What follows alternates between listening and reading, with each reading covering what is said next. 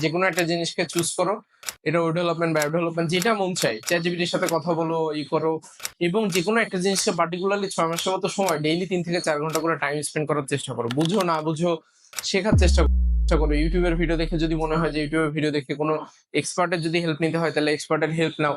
তুমি প্রোগ্রামিং এর একটা আছে, প্রোগ্রামিং এর কমিউনিটি আছে, ফেসবুক গ্রুপ, সেটার ভিতরে যদি তোমরা জয়েন করে দেখবা কত মানুষ ডিফারেন্ট জিনিসপত্র শিখতেছে, কন্টিনিউয়াসলি শেয়ার করতে থাকে।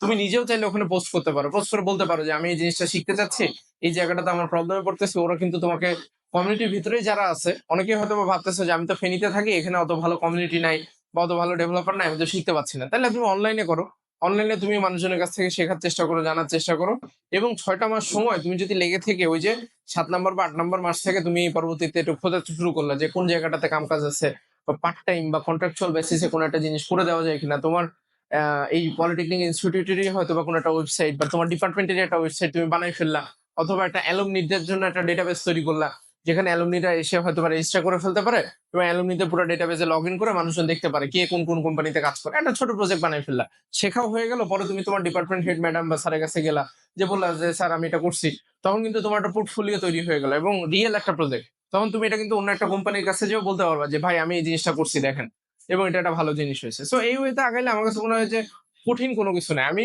শুরু থেকে তোমাদেরকে যে জিনিসটা বোঝানোর চেষ্টা করছি, চিন্তা ভাবনার ভিতরে চেঞ্জ নিয়ে আসতে হবে, কোশ্চেন করতে হবে।